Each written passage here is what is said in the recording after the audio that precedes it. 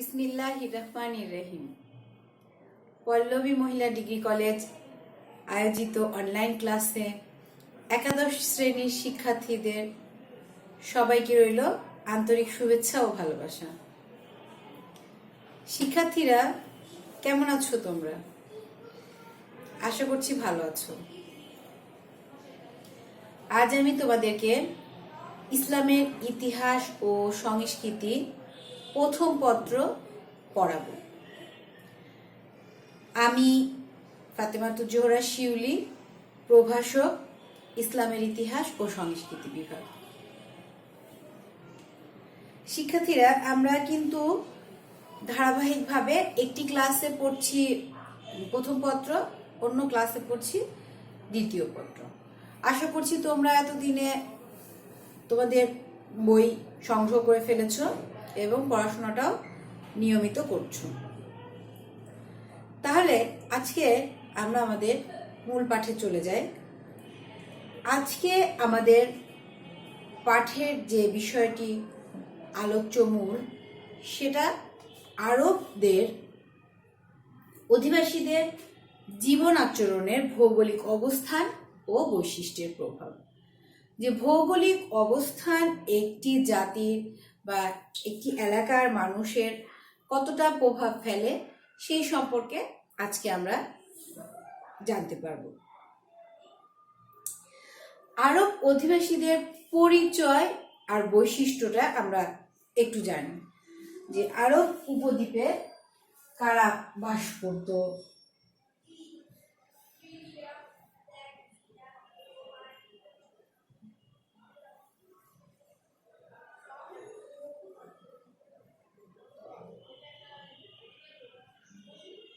আরব অধিবাসীদের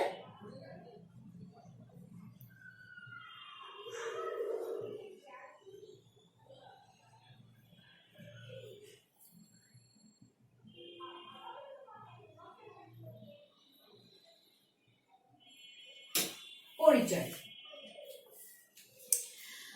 আরব উপদ্বীপে সর্বপ্রথম কারা বসতি স্থাপন করে এই বিষয়ে ঐতিহাসিকদের কাছে তেমন কোনো সঠিক বা বিশুদ্ধ মতামত নেই। ঐতিহাসিকরা বিভিন্ন বিষয়ে বলেছেন এবং একটা ঐতিহাসিকদের মধ্যে মতবিরোধী রয়ে গেছে। তবে ঐতিহাসিক পিকে হিট্টি, যার কথা এর আগেও আমি বলেছি তোমাদেরকে, যিনি এই ইসলামের ইতিহাস ও সংস্কৃতি মূল যে ইতিহাসের বইটি প্রথম যিনি রচনা করেছিলেন, তিনি হচ্ছেন পিকে হিট্টি। এই পিকে হিট্টি তার মতে পূর্ব আরবের সীমান্ত ছিল হচ্ছে মেসোপটেমিয়ার দিকে। মেসোপটেমিয়ার সভ্যতা বা মেসোপটেমিয়ার বর্তমান নাম হচ্ছে ইরান। পূর্ব আরবের সীমান্ত ছিল মেসোপটেমিয়ার দিকে। আর এ অঞ্চলের সাবেক অধিবাসী হলো সুমেরীয় ও আক্কাদীয়রা।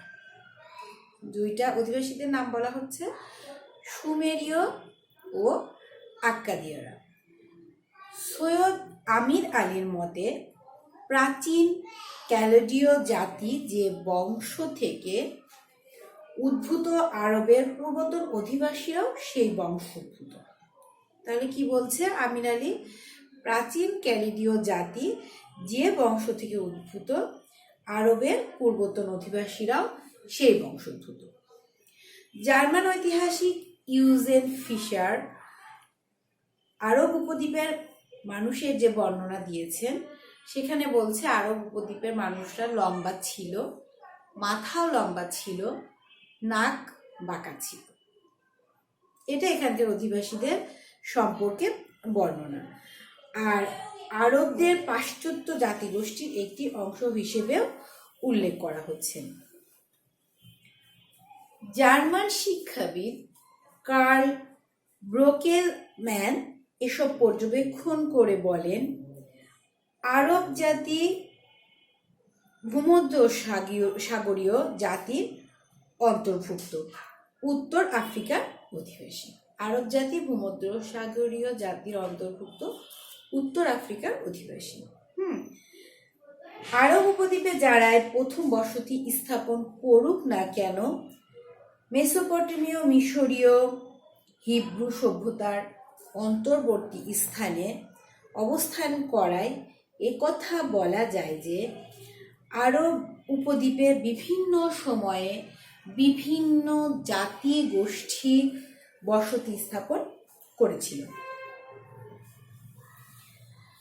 আরব গবেষক ও ঐতিহাসিকরা প্রাচীন আরবদের 3টি জাতিতে বিভক্ত করেছিল। এই 3টি জাতি, 3টা ভাগ আমি তোমাদেরকে বলি। আরবি বাইদা, আরবি আরিবা, আরবি মুস্তালিবা।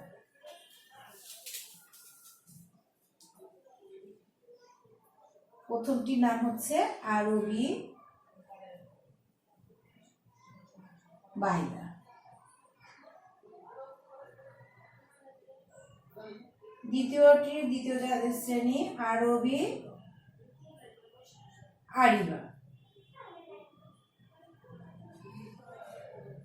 তৃতীয় হচ্ছে আরবি মুস্তারিবা।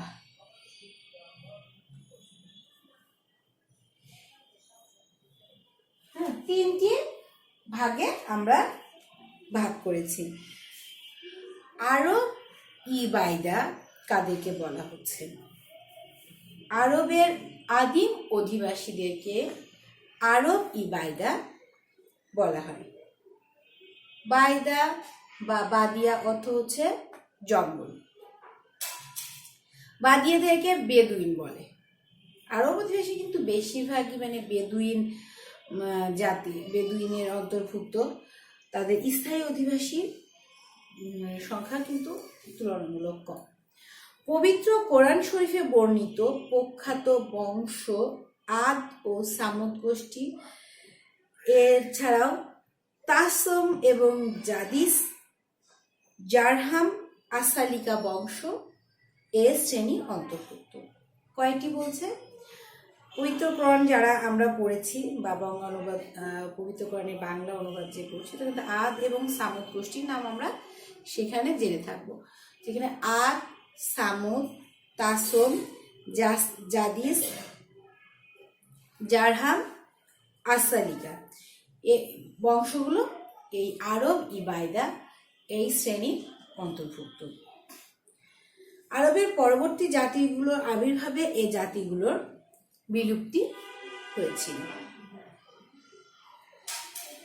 আরব ই আরিবা।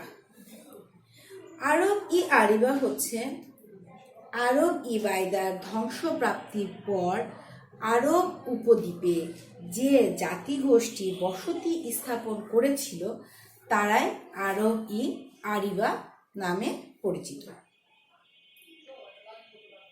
এ জাতিগোষ্ঠীর অন্তর্ভুক্ত হলো দক্ষিণ আরবের বনু কাহতান বংশ। জাতিগোষ্ঠীর অন্তর্ভুক্ত হচ্ছে দক্ষিণ আরবের বনু কাহতান। হ্যাঁ, এরা দক্ষিণ আরব বা ইয়েমানে বসবাস করত বলে এদেরকে হিমারীয় বা ইয়েমেনীয় নামেও অভিহিত করা হয়।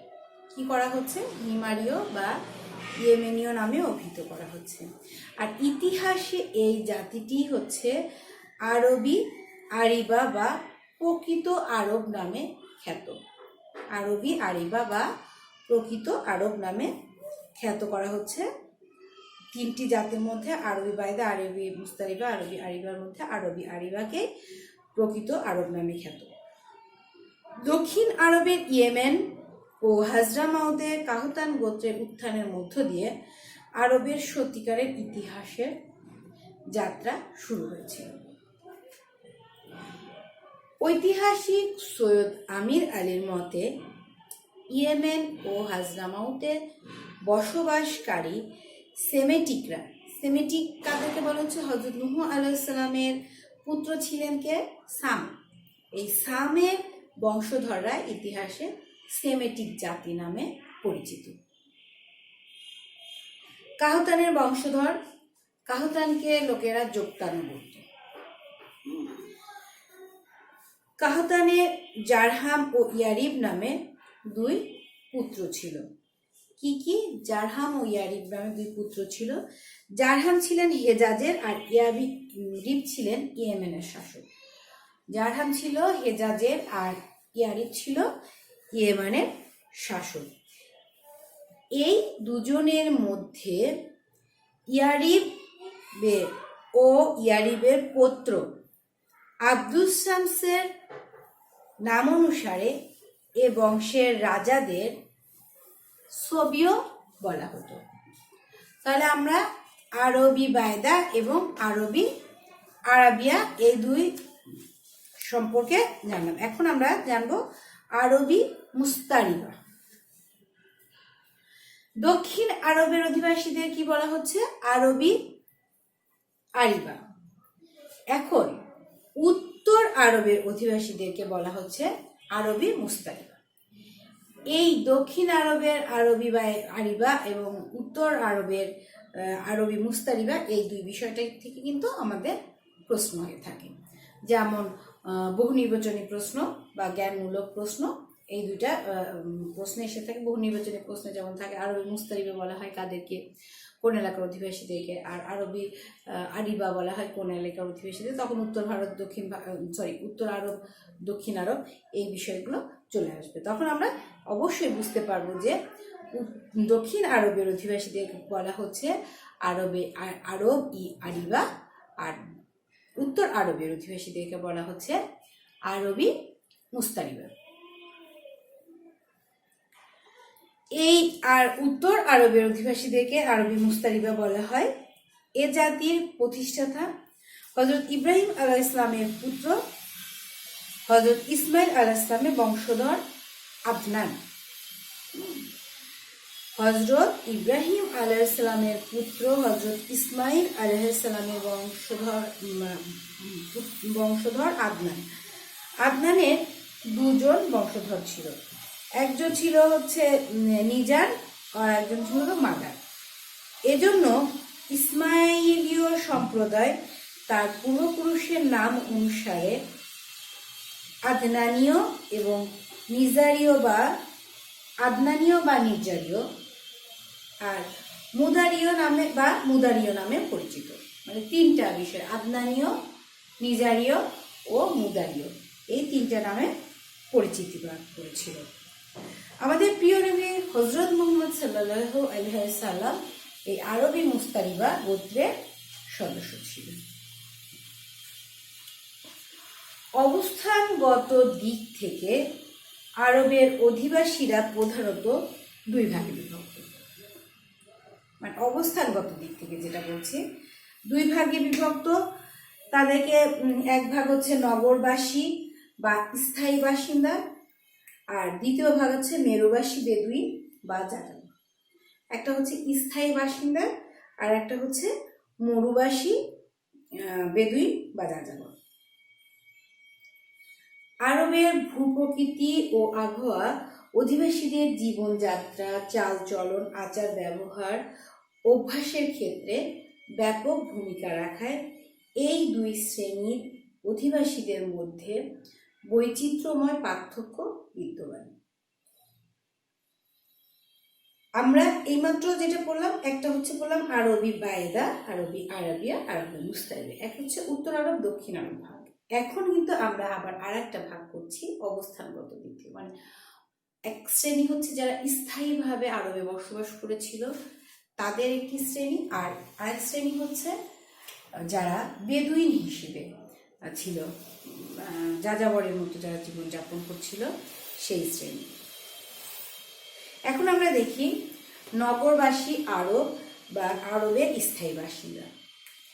আরবের যেসব অধিবাসীরা শহরে বা লোকালয়ে বসবাস করে তারাই হচ্ছে নগরবাসী বা স্থায়ী বাসিন্দা, যারা স্থায়ীভাবে বসবাস করে। ব্যবসা বাণিজ্যে তাদের প্রধান অবলম্বন এবং এর মাধ্যমে তারা বহির্বিশ্বের সাথে যোগাযোগ স্থাপন করত। বহির্বিশ্বের সাথে যোগাযোগের ফলে এরা ছিল মরুবাসী বেদুইনদের তুলনায় অধিকতর রুচিসম্পন্ন, মার্জিত এবং সংস্কৃতিমনা।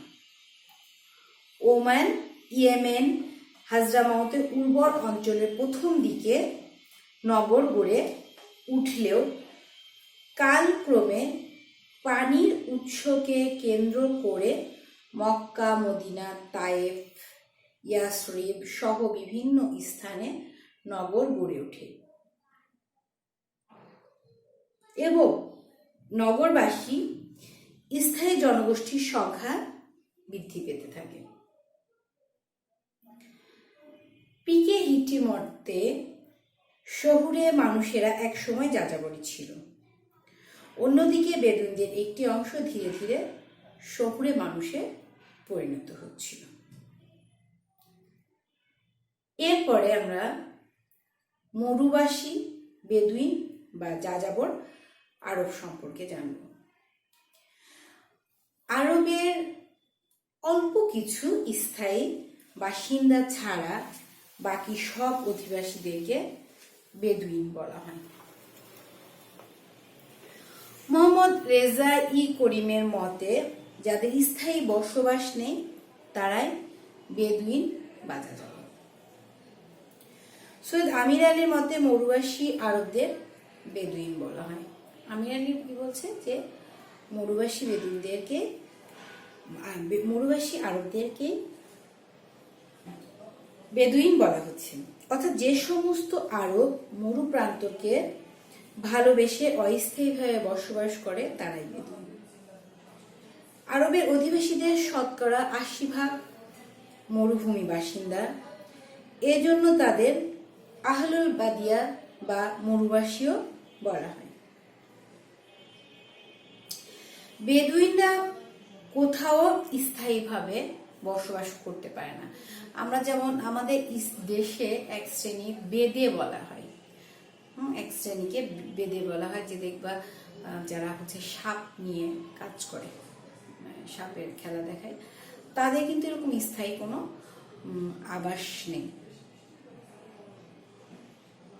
তারা আজকে এখানে বাস করে, কাল আরেক জায়গায় বাস করে, এভাবে এক জায়গা থেকে আরেক জায়গায় তাদের জীবনযাপন করতে থাকে। এই বেদেদের মতোই বেদুইনদের জীবন। চলার পথে কোনো তৃণভূমি অথবা পানির সন্ধান পেলে তারা তাঁবু ফেলে। বেদুইনদের সাথে স্বার্থান্বেষী শহরবাসীদের সংঘর্ষ প্রায় লেগেই থাকত,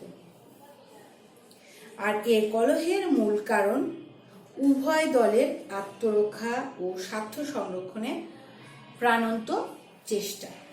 যে মরুবাসীর সাথে যে শহরবাসীর যে একটি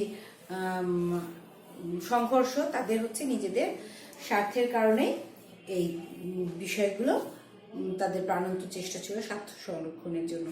মরুবাসী বেদুইনদের জীবন আচরণে বৈশিষ্ট্য কিছু আমরা দেখতে পাবো এখন।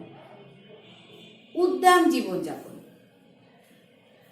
মরুবাসী বেদুইনরা বরাবরই উদ্দাম ও বেপরোয়া, মানে তাদের শৃঙ্খলিত বা খুব স্বাভাবিক শান্তশিষ্ট জীবনযাপনে তারা অভ্যস্ত নয়। পিকেইটি বলেন, চারিত্রিক দিক থেকে যাযাবর সম্প্রদায়ের অতীতে যা ছিল, ভবিষ্যতে যা হবে, এখনো ঠিক তাই হয়েছে। অতীতে যেটা ছিল, বর্তমানে যা আছে, ভবিষ্যতেও তাই হবে। তাদের সাংস্কৃতিক বৈশিষ্ট্য একই রকম রয়ে গেছে।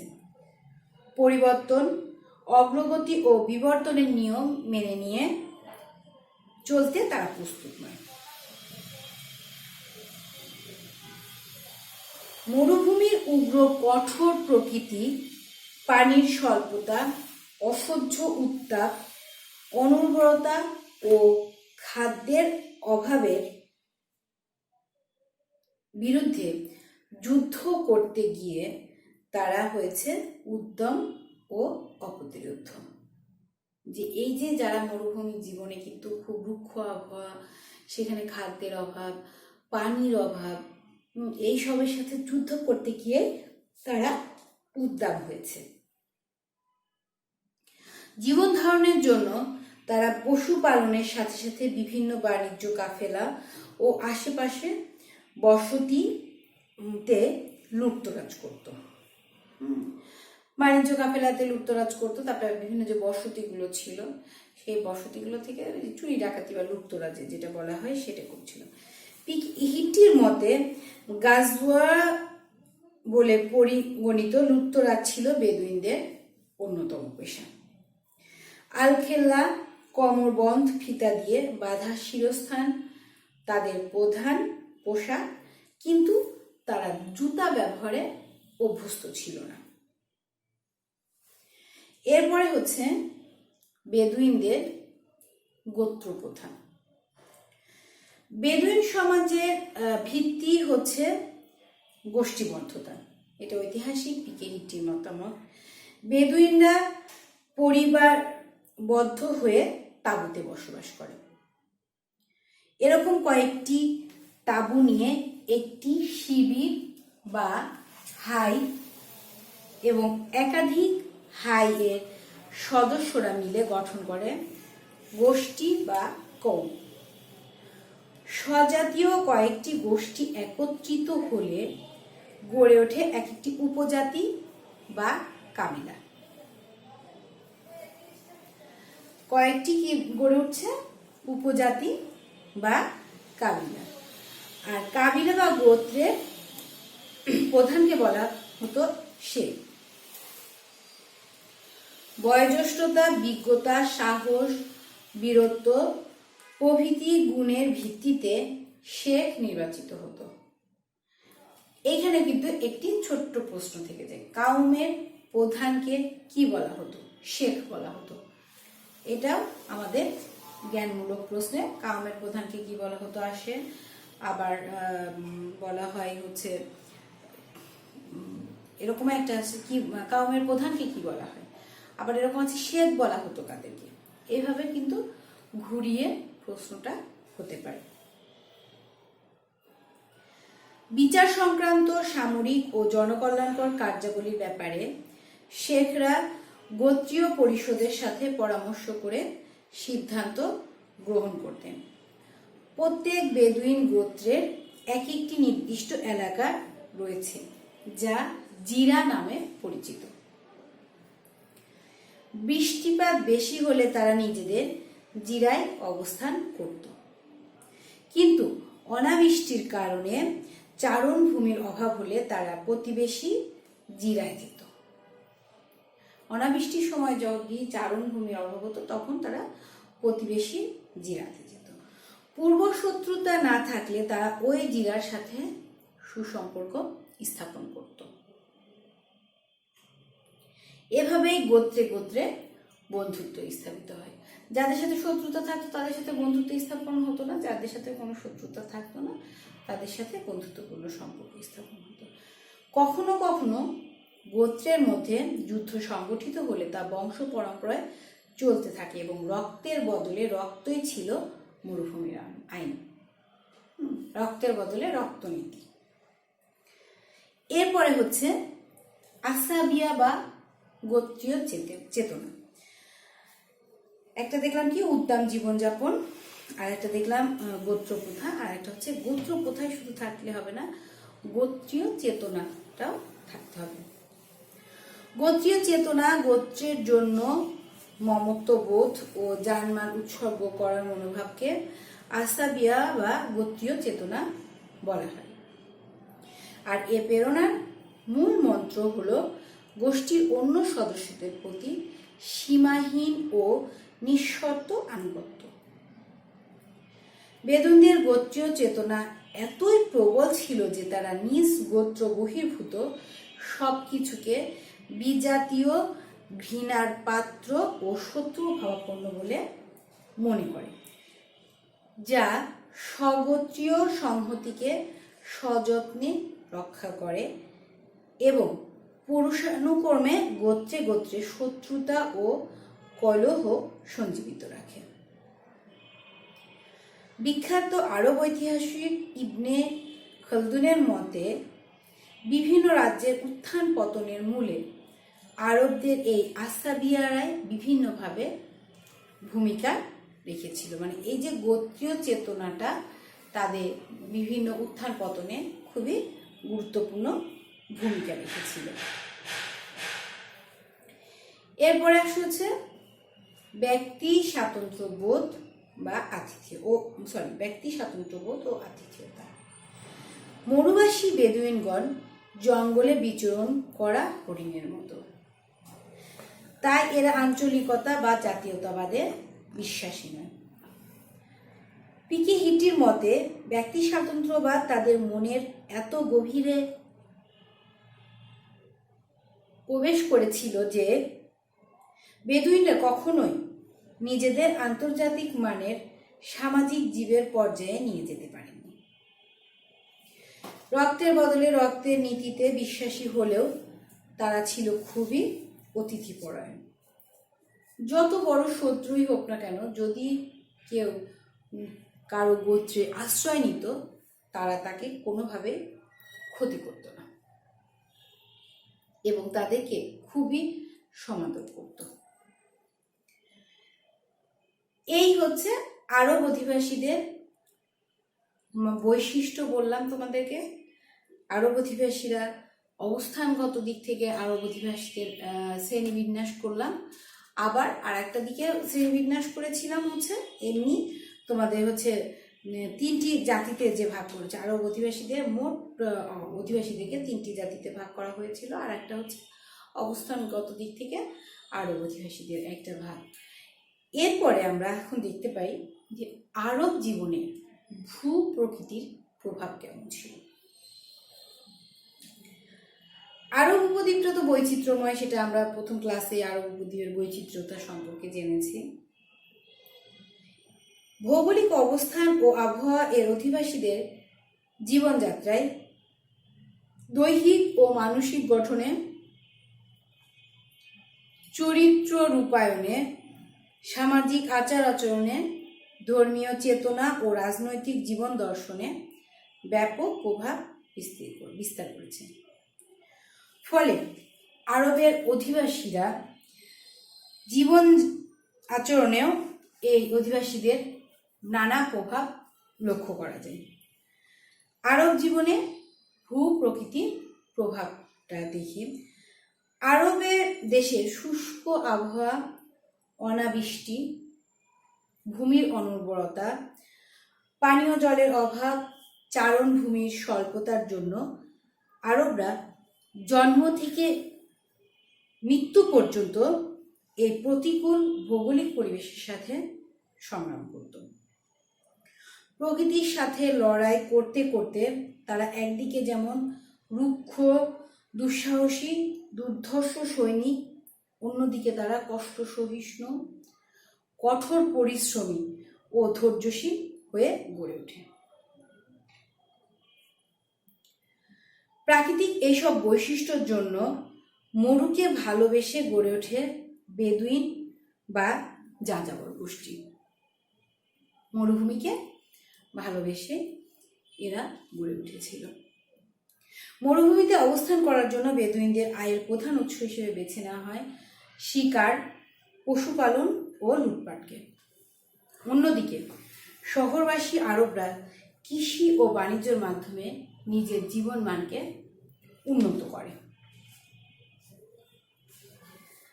নদ নদী না থাকা, কৃষিযোগ্য জমির স্বল্পতা, আরবের মরুদ্যানগুলোতে জীবন ধারণের উপযোগী খাদ্যদ্রব্য পর্যাপ্ত পরিমাণে উৎপন্ন না হওয়া প্রভৃতি কারণে বেদুইনরা পশুচারণকে জীবিকার প্রধান অবলম্বন হিসেবে গ্রহণ করে।